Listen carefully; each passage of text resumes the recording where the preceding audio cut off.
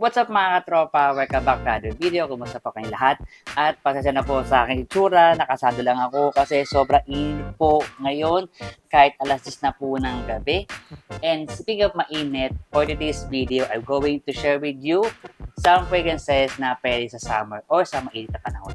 Kasi alam naman natin, currently dito sa Pilipinas, sobrang init kahit is oras na po ng gabi. Kaya, at syempre, we want to smell good kahit mainit o pinagpapawisan tayo. Kaya, eto, medyo marami akong recommendations.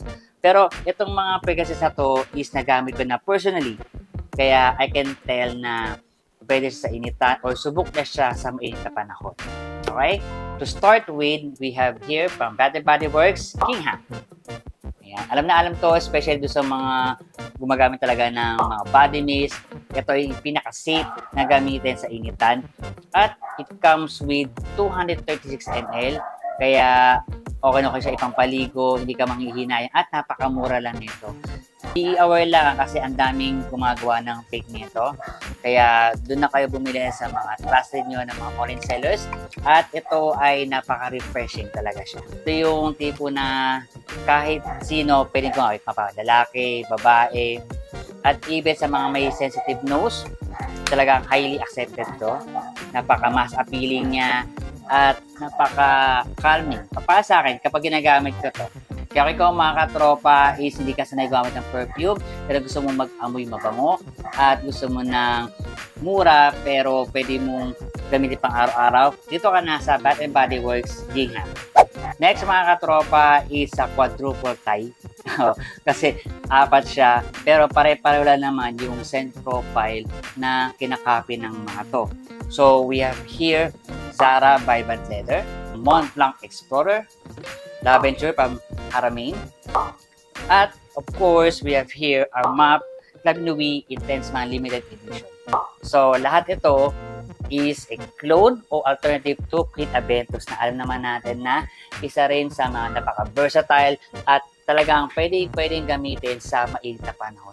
Kasi it has everything. It has freshness, meron siyang citruses, at the same time meron siyang musk, at kahit citrus to, hindi to madaling mawala kasi talagang longevity, subok na tong mga to. Napaka-versatile all year round at pwede sa inyo. So, our list is from the house of Versace. So, we have Versace, Milan Blue. Ito mga katropa is isa rin sa mga best blue fragrances currently on the market. Kasi unang-una, aside sa napakamura nito compare sa Dior Sauvage saka sa Beauty Chanel. Ito mga katropa is maganda ito pang all year round na fragrance. Kasi hindi lang siya fresh, hindi lang siya citrus, at the same time, meron siyang sea notes o meron siyang aquatic notes na pwede talaga sa mainit na panahon. At mas long lasting to. Kasi wala pa akong narinig na reformulation nitong Dylan Blue. So, maganda siya, especially kung gusto mo lang ng isang pabango lang na palagi kang nasa labas at talagang gusto mo yung guaranteed ng compliment getter. Ito yung isa sa marirecommend ko sa inyo. So, if you want to have best na blue fragrance at sawa ka na sa paggamit ng Dior Sauvage o ng Beauty Chanel, you may go for Versace Dylan Blue. Next mga katropa is a tie between two clone houses. Pero pareho lang naman yung scent din na kinakopy ng mga to. So we have here from the house of our MAP, we have Crest Nui Lyric. And we have here from Maison Alhambra, George D. Profondo. So dito pa lang, based pa lang sa bottle, meron ka ng idea kung ano yung kinakopy o yung kinaklone ng mga to. This would be the alternative to Acqua di Gio Profondo. Yun naman po isa entry level naman na Acqua di Gio sa blue fragrances. Especially kung ikaw yung nagsasawa na sa amoy ng Acqua di Gio, EDT, at medyo natatapangan ka naman sa Acqua di Gio Profumo. Acqua di Gio Profondo is a safe na pwede mong gamitin pang araw-araw din.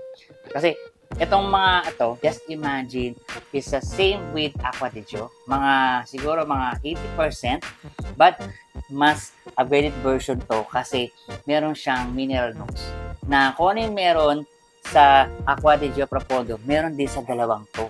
So, at the fraction of the price. Kasi yung Aqua di Gio is nasa mid-range siya na price, pero still mahal pa rin yun. Kaya, if you want to smell like Aqua di Gio Profondo without breaking the bank, I suggest, pwede nyo kunin itong dalawang to. And ito is guaranteed na magkakaroon kayo ng mga compliments sa mga tao. Sa here, another entry from Metro Alhambra. We have here, Porto Reynolds. Ito naman is the alternative to Tom Ford Neroli Portofino. So ito naman is napaka-safe din sa mainit na panahon kasi ito ay citrus, fresh, and a little bit white floral. Sa pangamoy ko so ito is napaka-safe din. Pwede itong gamitin ng mga teenagers, mga college students na palaging nasa mainit kahit sa loob ng classroom. At ito ay napaka-inoffensive. Kahit meron kang mga kasama na hindi masyado nagpapabango or hindi into perfume, pero pag ikaw naamoy ka nila, guaranteed mako-compliment ka or mapapansin ka ng mga tao sa paligid mo. Kasi ito is napaka-safe. Napaka-safe ng amoy niya, at the same time, napaka-attention grabber nito. Para sa akin kasi nakuha na ako ng maraming compliments using this. Kasi isa to sa mga most complimented perfumes ko. Kaya, if you want to smell expensive, kasi mahal comfort, napaka-fresh na pwede sa initan pang araw-araw, look for Porto Neroli from Maison Alhambra. Tropa is another Thai. So, we have here from the House of Dior, we have Dior Sauvage. O, diba? Surprising. Kasi, for sure, marami na kayo napanood na videos na sinasabi nila na marami nang nagiging hate netong perfume na to kasi dami na gumagawa ng mga flow sa mga inspired ng Dior Sauvage. Pero para sa akin, still, compliment getter pa rin to. Kasi it has everything na kailangan nyo sa isang perfume. And maganda pa itong gamitin sa initan. Para sa akin, kahit sinasabi nila na common na siya, but still, it's a popular for a reason pa rin. Pero kung namamahalan ka sa Dior Sauvage, syempre meron tayong alternative dyan. So we have here from the House of Apnan, we have Modest Une o Un. So yun. So this will be actually the same. Pero mas mura to kumpara dito. Pero kung talagang gusto mo talaga yung brand ng Dior, okay naman to kasi talaga iba pa rin talaga kapag Sauvage yung ginamit mo. Pero if you're on a budget, pero gusto mo nang hindi nalalayo sa amoy at performance ng Dior Sauvage, you may look for Apnan Modest Une. Next mga katropa is another perfume clone. So we have here from the House of Jenny Glow, we have Wood and Sage. Ito naman po is alternative to Jo Malone Wood, Sage, and Sea Salt. So ito rin is napaka-versatile. Pwede rin po pang araw-araw. So kahit sa sobrang init ng panahon, pwede nyo gamitin ito kahit nasa labas kayo. Kasi napaka-fresh, aquatic, napaka-ozonic, at ito rin is bagay na bagay sa mga sensitive nose. If you want a very affordable version ng Jo Malone Wood, Sage, and Sea Salt at na pwedeng pang araw-araw, you may look for Jenny Glow Wood and Sea Salt. Tropa is from the House of Mancera. We have here Mancera Cedrat Bosé. Sabi nila na kaamoy daw siya ng Kit Aventus, pero in my opinion, ka-genre lang. Alam mo yun, parang in the same family na citrus, fresh, napaka-compliment getter, and all year round. So, pero, syempre, alam natin na niche perfume to, so mahal talaga to. Kaya, gusto nyo ng mas murang version, we have here from Paris Corner, we have here Emir Cedrat Essence. Pero either the two can do the job for you.